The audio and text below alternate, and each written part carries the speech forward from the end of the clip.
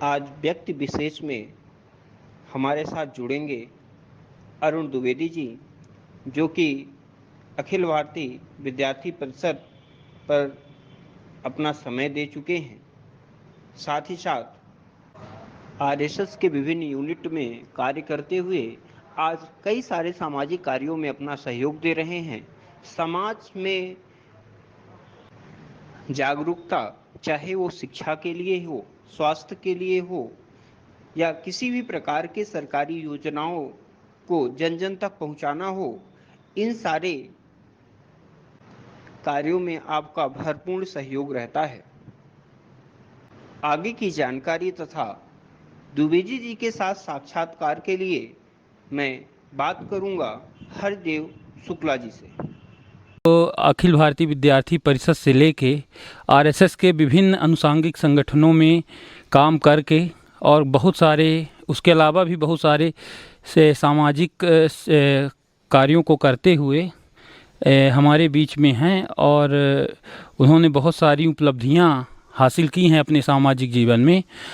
आइए आज उनसे रूबरू होते हैं और जानते हैं कि आगे उनका कैसा होगा, आगे उनकी रणनीति कैसी होगी और आगे का क्या उनका कार्यक्रम होगा। तो हमारे साथ उपस्थित हैं अरुण द्विवेदी जी। भाई साहब नमस्कार। भाई साहब, आपके जीवन के बारे में थोड़ा सा जानना चाहेंगे कि आपके जीवन में राजनीतिक और सामाजिक जीवन की शुरुआत कैसे हुई? मैं मूलतः तो रामपुर के पास ही झांझ गाँव है, बकैनिया, जहाँ हम लोग बैठे हैं, यहीं के रहने वाला हूँ। पढ़ाई करने के लिए सीधी जाना हुआ। प्रारंभिक काल से ही हमारी शिक्षा सीधी के अंदर हुई। हमारे एक सर्वोदय विद्यालय है सीधी के अंदर, तो वहाँ सुभाष मिश्रा जी हमारे अभिन्न ये कहिए कि गुरु थे हमारे, और उनके माध्यम से विद्यार्थी परिषद में जुड़ना हुआ। कप्तान सिंह जी, एक नामदेव जी हैं, ऐसे कई बहुत सारे लेके संजीव सिंह जी हैं, इन लोगों के माध्यम से विद्यार्थी परिषद में जाना हुआ। 2000 में मुझे विद्यार्थी परिषद ने ऐसा अवसर दिया जिला संयोजक के नाते, तो 2000 में मैंने जिला संयोजक 2000, 2001, 2002 ऐसे 3 साल तक मैं जिला संयोजक रहा विद्यार्थी परिषद का। 2004 में संघ में जाना हुआ, क्योंकि प्रथम वर्ष प्राथमिक मेरा 2000 में हो गया था। 2004 में सागर में प्रथम वर्ष लगा। वहाँ से गुरुजी जन्म शताब्दी वर्ष है 2006 में से शुरू होने वाली थी, तो उसके लिए एक संगठन ने आह्वान किया कि कुछ ऐसे लोगों को जो 2 साल, 3 साल, 1 साल का समय दे सकते हैं गुरु जन्म शताब्दी वर्ष को लेकर के। उस नाते समय दानी कार्यकर्ता के नाते फिर संघ में प्रचारक विस्तारक के नाते में निकला। तो विद्यार्थी परिषद से 2004 में फिर मैं संघ में प्रचारक के नाते निकला। तो अपने सीधी ज़िले में सिहावल तहसील है, वहाँ रहा कुछ समय, मझौली में रहा। फिर मेरा मऊगंज उस समय नया जिला बना था संघ की दृष्टि से, तो वहाँ नगर तहसील प्रचारक रहा। फिर जबलपुर गया, ऐसे दमोह लास्ट के समयों में मैं बालाघाट में 12 शिवनी जिला था, उसका मैं जिला प्रचारक रहा। 12 से और 15 तक में फिर भारतीय किसान संघ का संभागीय संगठन मंत्री रहा। तो लगभग 1.5 साल के लगभग मैं रीवा संभाग के संगठन मंत्री रहा। बाद में ग्वालियर चंबल का संभागीय संगठन मंत्री रहा। ऐसा ये संघ परिप्रेक्ष्य में मेरा जो समय मैंने दिया, तो इन सारे जगहों पर मैं रहा। आप संघ की पृष्ठभूमि से आते हैं, आप विभिन्न संघ के अनुषांगिक संगठनों में काम कर चुके, लेकिन अभी वर्तमान में ये चर्चा क्षेत्र में चल रही है कि आप विंध्य जनता पार्टी के उम्मीदवार के तौर पर आप A76 चुरहट विधानसभा से प्रत्याशी होंगे। इन बात में कितनी सच्चाई है और इन बातों में कितना दम है, थोड़ा इसके बारे में हमें विस्तार से बताइए। मैं 15 तक तो संघ में संगठन मंत्री में रहा भारतीय किसान संघ का, और 16-17 में मैंने नर्मदा परिक्रमा करी। परिक्रमा करने के बाद 18 में मेरा आना चुरहट में हुआ, और यहाँ की जो राजनीतिक सामाजिक जो परिदृश्य था उसको ध्यान करके ये लगा कि यहाँ एक सामाजिक रूप में भी एक खालीपन है, और राजनीतिक रूप में भी मैं जो हमारे क्षेत्र के लोग राजनीति कर रहे हैं, तो ऐसा लगा कि एक अवसर है अपने को राजनीतिक क्षेत्र के रूप में भी अपने आप को स्थापित करना था। तो मैंने बिंद पुनरुत्थान संघ के नाम पे ऐसे अचानक हमारे से एक सुमन शुक्ला जी है, उनके साथ में बैठा था, तो हुआ कि कुछ काम करना है सामाजिक जीवन में, तो कैसे करें। तो ये हुआ कि कोई संगठन बनाया जाए। हमने कहा ठीक है। बहुत सारे नाम हमने ऐसे हमारे दोनों 2-3 लोगों के बीच में आए।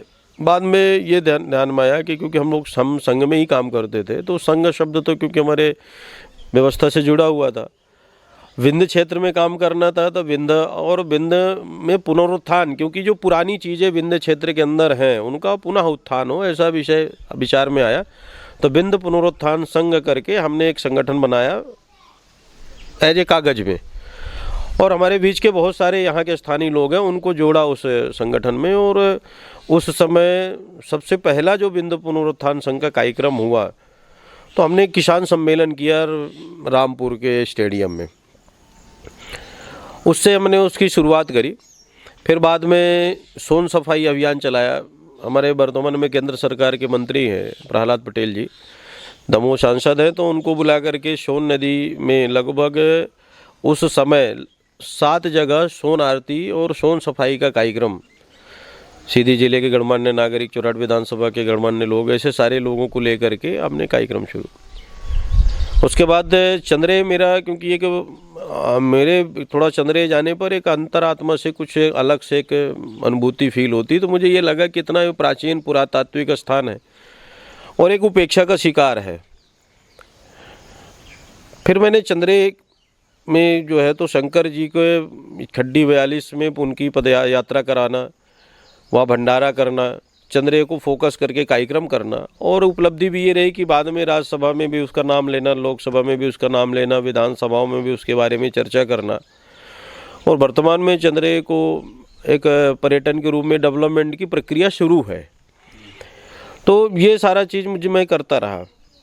जब मैं विंध्य पुनरुत्थान संघ का विंध्य के नाम पे काम कर रहा था, इसी बीच है, क्योंकि नारायण त्रिपाठी जी बहुत वर्षों से इन कार्यक्रमों को लेके चल ही रहे थे कि विंध्य हमारा विंध्य हमें लौटा दें।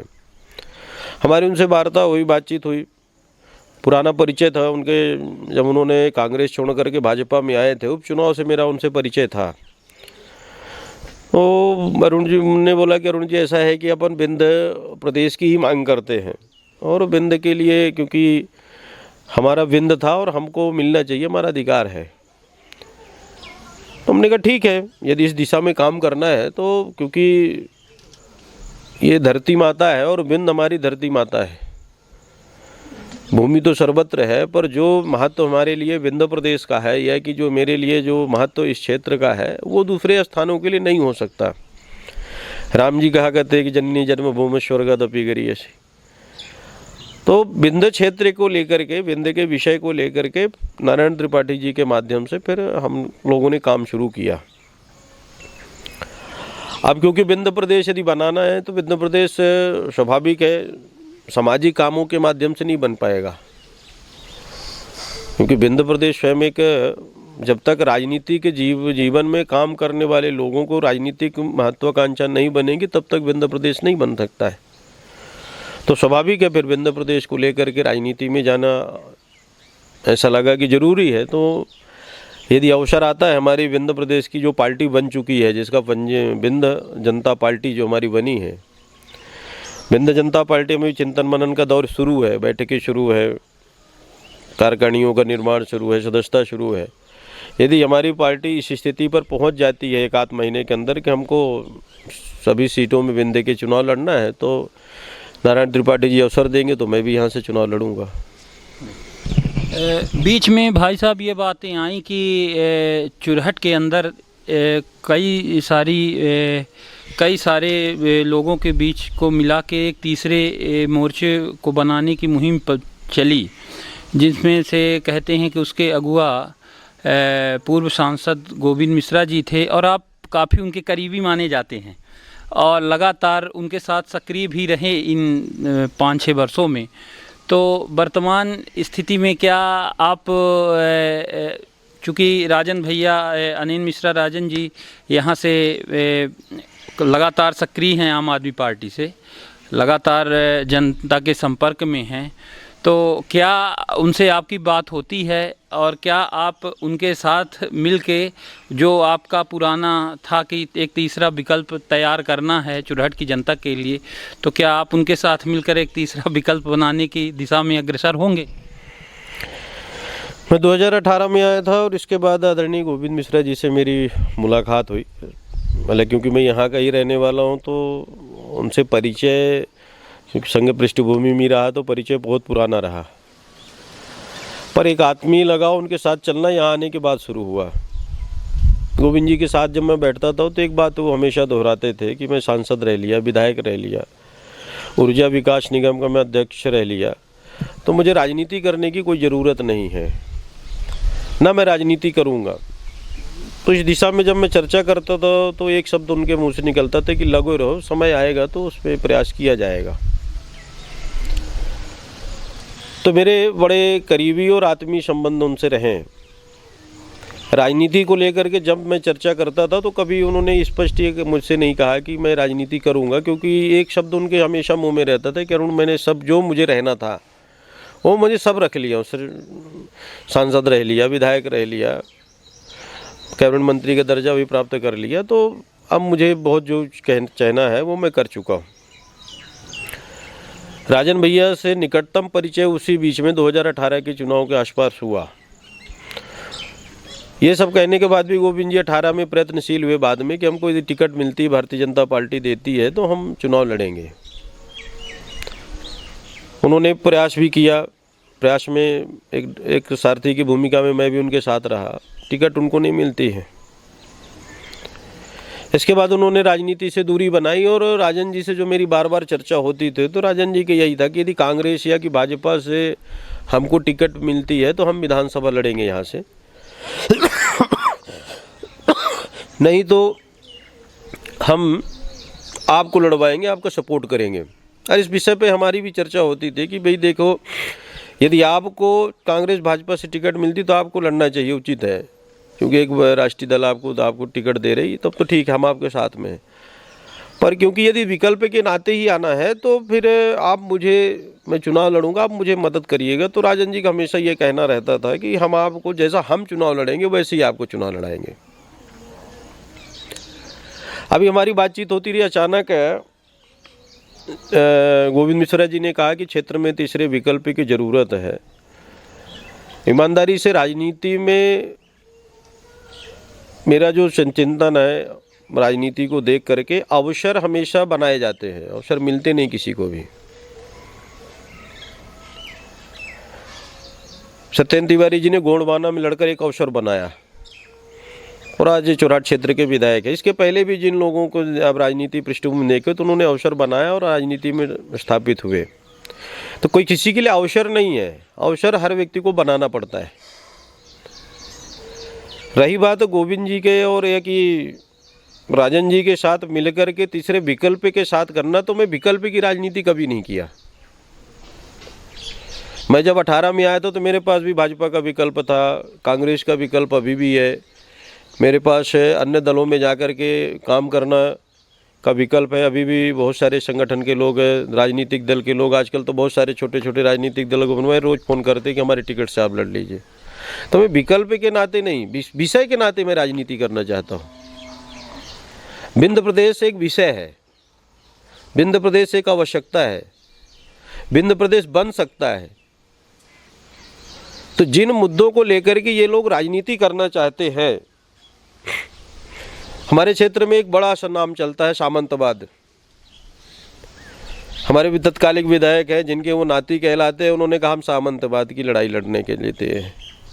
आज यदि विधायक जी के चरित्र को देखा जाए तो परिलक्षित होने लगा है कि सामंतवाद है क्या। जिस सामंतवाद की लड़ाई गोविंद मिश्रा जी ने शुरू किया था, आज उनके जीवन में उन लोगों को देखने पर ये समझ में आने लगा है कि है क्या। मैंने नहीं देखा था अर्जुन सिंह जी को, मैंने नहीं देखा उनके पिताजी को, पर अब इन लोगों को देखने के बाद उस शब्द की जो है तो मुझे सार्थकता कहाँ दिख रही है ये समझ में। वंशवाद की लोग चर्चा करते थे, आज चुरहट क्षेत्र में अब जो ये चल रहा है तो क्या ये वंशवाद नहीं है? क्या एक नेता दूसरे अपने आने वाली पीढ़ी के लिए तैयारी केवल इसलिए कि मेरे बाद मेरा नाती ही लड़ेगा, मेरा लड़का ही लड़ेगा, तो ये क्या सामंतवाद, ये वंशवाद नहीं है। मैं जो बोलूँगा वही अंतिम सत्य, ये सामंतवाद नहीं है। तो मैंने कभी भी जो है तो इन चीज़ों को लेकर, हालांकि मैं जब से राजनीति कर रहा हूँ तो कब से कभी भी ये विषय नहीं कहा कि मैं वंशवाद के विरोधी हूँ या कि मैं सामंतवाद का विरोधी हूँ। सब लोग जानते हैं कि क्या चल रहा है चुराट के अंदर। मैं इसलिए इस राजनीतिक जीवन में और ये सोचा कि चुनाव लड़ूंगा क्योंकि विंध्य प्रदेश एक विषय है और मेरा ये मानना है कि विंध्य प्रदेश आज नहीं तो कल बनेगा तो यहाँ के लोगों का जो विकास है स्वाभाविक निहित हो जाएगा। तो इसलिए मैं ये लड़ाई तो इन लोगों को भी, मैंने कई बार जब राजनीतिक रूप में भारतीय जनता पार्टी के कार्यकर्ता या कि कांग्रेस के कार्यकर्ता जब बोलते तो मैं कहता हूँ कि भाई विंध्य प्रदेश की बात करो ना आप, कहीं ना कहीं आपके नेता बात करें, आपके लोग बात करें, हम आपके साथ में रहेंगे। हमारा रामपुर हमेशा उपेक्षित रहा राजनीति के रूप में। जब से मुझे ऐसा लगता है कि राजनीति शुरू हुई, यदा कदा लोग राजनीतिक रूप में आए। जो हमारा रामपुर एरिया था, रामपुर रियासत थी, इस क्षेत्र के जो सारे लोग थे हमेशा, चाहे खड्डी एरिया हो, चाहे आपका चंद्रे एरिया हो, चाहे हमारा रामपुर का पूर्वोत्तर पश्चिमोत्तर क्षेत्र हो, हमेशा उपेक्षित रहा राजनीति का। तो मुझे ये भी लगा कि कम से कम राजनीति के रूप में हम रामपुर की बात करते हैं, रामपुर के हम रहने वाले हैं, तो कहीं न कहीं रामपुर में के अंदर भी एक नेतृत्व खड़ा होना चाहिए। कई हमारे बीच के राजनीति करने वाले लोग रहे, मैं उनसे बार बार कहता था कि यदि आप आते हैं तो रामपुर को लेकर के मैं आपके साथ रहूँगा। तो इन विषयों को लेकर के आज राजनीति में मैं हूँ। और रही बात विकल्प की, तो विकल्प हर व्यक्ति ढूंढता है। मुझे भी लगता है कि इस नाते मुझे के लिए विकल्प है। और यहाँ राजनीति भी एक युद्ध जैसा है, जो लड़ेगा तो दो ही होगा, हारेगा या कि जीतेगा। तो ये समय बताएगा कि कौन हार रहा कौन जीत रहा। तीसरा विकल्प राजनीति में कभी नहीं रहा। ऐसा नहीं रहा कि जो है तो एक हार जाएगा, फिर एक बीच में आधा जीता रह जाएगा, फिर जीता रह जाएगा। एक हारेगा, एक जीतेगा, बाकी सब हारने वाले हैं। तो उसमें यदि पर इस बीच में यदि विंध्य प्रदेश की कोई चर्चा करता है, विंध्य प्रदेश के नवनिर्माण की चर्चा करता है, तो मैं अपने आप को सौभाग्यशाली मानता हूं कि मैं इन सारे विषयों में लगा हुआ हूं। कुल मिला के मतलब आपकी राजनीति का मुख्य उद्देश्य विंध्य के पुनर्निर्माण को लेकर ही है, और ये जो आपकी राजनीतिक सफ़र है तो ये सिर्फ विंध्य का पुनर्निर्माण ही रहेगा हमेशा, कि और भी आगे आप अन्य मुद्दों को भी लेकर आप भविष्य में राजनीति करेंगे? मूल तत्व जो है तो कभी बदलता नहीं है। एक दो इसमें प्रतिप्रश्न है। एक तो भविष्य में विषय बदलने का बात है और वर्तमान की। मान लीजिए विंध्य प्रदेश 10 सालों में बन जाता है तो स्वाभाविक है विषय बदलेंगे। वर्तमान में जो मेरी मंशा है या कि आने वाले कुछ समय पर जो राजनीतिक जीवन में या कि सामाजिक जीवन में काम करने की जो मेरी मंशा है, उसके प्रमुख बिंदु विंध्य प्रदेश है। कितने सीटों पे विंध्य जनता पार्टी के लड़ने की तैयारियां चल रही हैं? कुछ फिगर होगा आपके पास कि कितनी सीटों पे पार्टी को चुनाव लड़ना चाहिए, या किन सीटों पे स्थिति मजबूत है पार्टी की, वहां हमारे उम्मीदवार जीत सकते हैं? तो क्या तैयारी? अभी कोई पुख्ता ऐसी कोई हमारी बातचीत बैठक नहीं हुई है, पर भोपाल के कुछ सीटों में हम चुनाव लड़ने वाले हैं। कटनी के जिले के 2-3 विधानसभाओं में चुनाव लड़ने वाले हैं। छतरपुर में कुछ जगह, बाकी रीवा संभाग और शहडोल संभाग की सभी सीटों पे। ये कि जहाँ विंध्य प्रदेश के हमारे जो लोग हैं, जैसे इंदौर में बड़ी मात्रा में रहते हैं, भोपाल के अंदर बड़ी मात्रा में रहते हैं, तो जिन जगहों पर हमारी एक बहुलता है, जैसे भोपाल के 2-3 ऐसी विधानसभा है जहाँ हम 15,000 20,000 से ऊपर की आबादी में हम लोग रहते हैं। तो उन सारे सीटों पे जहाँ हमको अनुकूलता मिलेगी वहाँ हम इन सारे जगहों पर, जैसा नारायण त्रिपाठी जी का आदेश और मार्गदर्शन होगा। अभी हमारी कोर समिति की बैठक नहीं हुई है, उसमें तय होने वाला है कि हम कितने सीटों पे लड़ने वाले हैं, क्या हमारी आगे की रूपरेखा रहेगी। फिर भी ये लगता है कि यदि हम लड़ेंगे तो अपना रीवा संभाग और शहडोल संभाग के तो लगभग सभी सीटों में लड़ेंगे। अगर मान लीजिए कि भविष्य में चुनाव में पार्टी की 10 या 5 सीटें या उससे ज़्यादा सीटें आ जाती हैं, पार्टी के आपकी विंध्य जनता पार्टी एक किंग मेकर की भूमिका में अगर आती है तो क्या पार्टी कांग्रेस का समर्थन करेगी? क्या पार्टी किसी तीसरे विकल्प जैसे आम आदमी पार्टी, जायस, गोंडवाना गणतंत्र पार्टी, बहुत सारी पार्टियां मिलके एक संयुक्त मोर्चा, जिसे तीसरा मोर्चा भी कह सकते हैं, उसको बना के सरकार का गठन करेंगी कि या कि विंध्य जनता पार्टी, चूँकि आपके पार्टी के जो नेता हैं श्री नारायण त्रिपाठी, वो कहीं ना कहीं भारतीय जनता पार्टी से वर्तमान विधायक हैं, तो क्या विंध्य जनता पार्टी पुनः से भारतीय जनता पार्टी के साथ मिलकर सरकार बनाएगी? ये उनकी महत्वाकांक्षा में, आपके नेता की महत्वाकांक्षा में हो कि विंध्य जनता पार्टी बना के 10-5 सीटों पे विजय प्राप्त करके एक आगे दबाव बनाया जा सके सरकार के ऊपर, तो क्या हो सकता है आगे? भाई इसमें एक तो आपकी संभावना को शुभकामना है कि आपने कम से कम ये सोचा है कि कुछ हमारे लोग जीत के जाएंगे।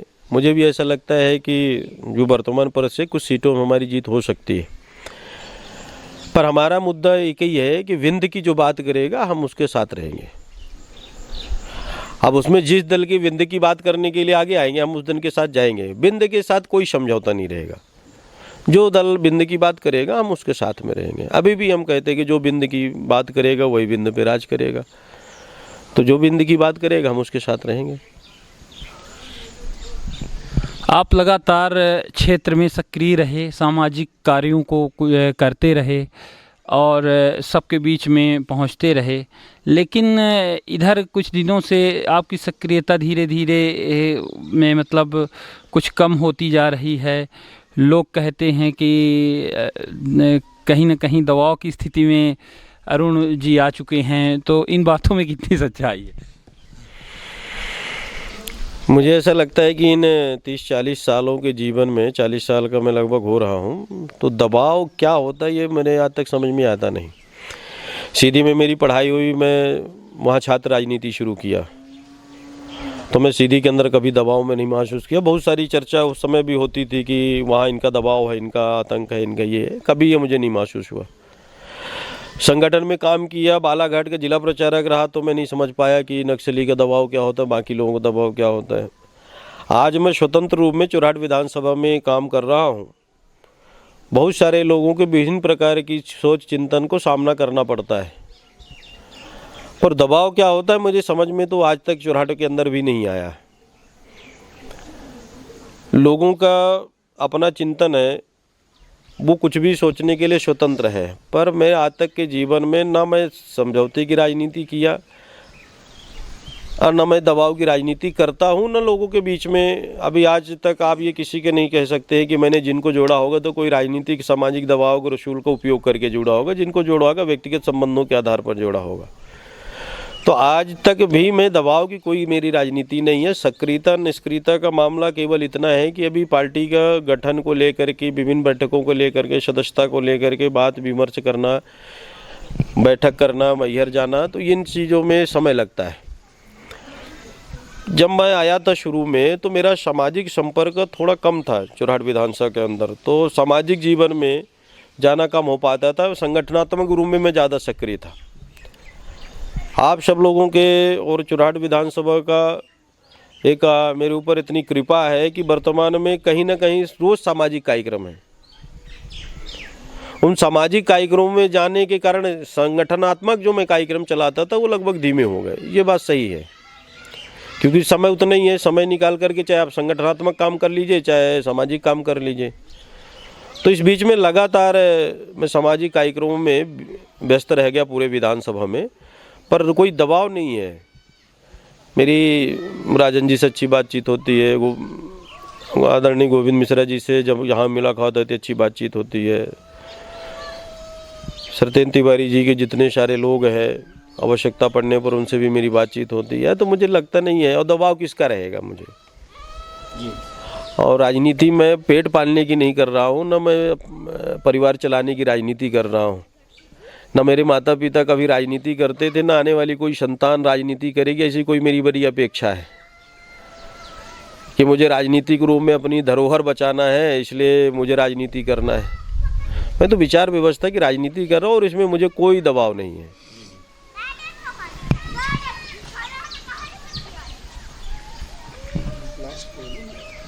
लास्ट सवाल ये है आपसे, अंतिम सवाल, कि लोग कहते हैं कि 5-6 वर्षों से आप लगातार सक्रिय हैं और काम कर रहे हैं, लेकिन कई सारे लोगों के साथ में, चाहे वो राजनीतिक लोग हों, चाहे वो सामाजिक लोग हों, बहुत सारे लोगों के साथ आपने काम किया। तो लोग कहते हैं कि अरुण जी को कोई एक ऐसा एक व्यक्ति या ऐसा कोई सपोर्टर नहीं मिला कि जिसके कारण अरुण भाई साहब आगे अपना विजन एक क्षेत्र में उस सुचारू रूप से बना पाएँ। क्या ये बात सही है कि जिन लोगों के साथ आपने काम किया किसी भी क्षेत्र में, तो कहीं ना कहीं आप लोगों ने आपको कहीं ना कहीं विश्वासघात जैसे शब्द तो नहीं उपयोग करने चाहिए, लेकिन बीच में आपको छोड़कर चले गए? क्या इन बातों में सच्चाई है? क्योंकि ऐसी बातें जब आप जनमानस में बैठते हैं, उठते हैं, तो ऐसी बातें बीच बीच में सुनने को आती हैं। तो क्या इन बातों में कितनी सच्चाई है? इसमें मैं हालांकि आज तक ये सब बातें काउंट नहीं करता हूँ। मैं अपने आप को एक राही समझता हूँ और राह पे चल रहा हूँ। तो राह में बहुत सारे लोग आते हैं और मिलते हैं, और जब हम आदमी राही आगे बढ़ता है वो लोग बिछड़ जाते हैं। राजनीतिक जीवन हो, सामाजिक आध्यात्मिक जीवन हो, सफ़र के लिए कोई तय करना पड़ता है। तो हो सकता है कि जिन जिन लोगों ने मेरे साथ चले होंगे उनका सफ़र, उनका मंजिल नज़दीक रही होगी, तो अपने सफ़रों में रुकते चले गए, पर मेरी मंजिल आगे तक है, तो मैं आगे निकल रहा हूँ। तो हो सकता है कि जो मेरे साथ पीछे चला होगा उसको लगता है कि बीच वाला राही रुक गया है। वो बीच वाला राही इसलिए रुक गया है कि उसको अपनी मंजिल मिल गई है, उसके अपने जीवन का स्तर है जिस कारण से मेरे से जुड़ा रहा होगा, उसको वो मिल गया, वो रुक गया। मेरे जीवन का उद्देश्य, मेरे जीवन की मंजिल वो आगे है। तो मैंने ये कभी चिंतन नहीं किया कि मेरे साथ कौन चला था और कौन आगे तक जा रहा है। मैं मुसाफिर हूँ और रास्ते में बहुत सारे लोग मुझे मिलेंगे, ये मुझे विश्वास है। ये भी विश्वास है कि ये समय के साथ ये भी अपने मुकाम को जाएंगे, हम आगे निकलेंगे। तो मैं कभी ये नहीं सोचा कि कौन मेरे साथ जुड़ा था और कौन मेरे से टूट गया है। परमात्मा आध्यात्मिक जीवन में मैं रहा हूँ तो लोग कहते हैं कि हर व्यक्ति का सब चीज़ें तय हैं। किससे कितने समय तक मित्रता होगी, किससे कितने समय तक दुश्मनी होगी, किससे कितने समय तक संबंध चलेंगे नहीं चलेंगे, ये परमात्मा कहते हैं कि हानि लाभ जीवन मण जस अपजस विधि हाथ। तो मैं यही मान करके कि जब तक हमारा साथ जिसके साथ रहे तब तक हमारे को साथ देगा, नहीं होगा तो परमात्मा ही तय करता है, तो मैं उसको दोषी क्यों मानूं। इसलिए और फिर भी हालांकि मुझे जब मैं चारों तरफ निकाल के देखता हूँ तो मैं ये मानता हूँ कि मेरे अंदर हो सकता है कुछ त्रुटियाँ रह गई हों जिसके कारण लोग मेरे से आगे पीछे हुए हैं। पर समय आने पर, आवश्यकता आने पर आज भी सारे लोग कह रहे हैं कि आप निकलिए, हम साथ देंगे आपके साथ रहेंगे। और मैं इस बात को, इस चुराहट विधानसभा नहीं, सारे क्षेत्र की जनता को मैं ऋणी हूँ कि मेरी राजनीतिक कोई कद नहीं था, मेरा कोई राजनीतिक परिवार नहीं था, मैं बहुत सामान्य परिवार का व्यक्ति हूँ। पर आज चुराहट विधानसभा के 313 पोलिंग में ऐसी कोई पोलिंग नहीं है, ऐसा कोई गांव नहीं है जहां मुझे स्नेह और आशीर्वाद देने वाले लोग नहीं हैं। तो ये मेरे जीवन की 2-5 सालों के अंदर ये मेरे लिए धन्यता है, और उस सारे लोगों का मैं ऋणी और कृतार्थ भी हूँ जिन्होंने इस प्रकार का मुझे सहयोग किया है। और मुझे ऐसा लगता है कि आने वाले यदि राजनीतिक जीवन में मैं विधानसभा लड़ता हूँ तो सारे लोग साथ भी देंगे। चलिए, बहुत बहुत धन्यवाद आपका। आप चुरहट विधानसभा से विंध्य जनता पार्टी के प्रत्याशी के रूप में आप मैदान में उतरे, और आपको बहुत बहुत शुभकामनाएं WPT न्यूज़ 24 की तरफ से। धन्यवाद। तो ये थे हमारे साथ अरुण द्विवेदी जी, जो कि विंध्य जनता पार्टी से भविष्य में विंध्य जनता पार्टी के प्रत्याशी हो सकते हैं।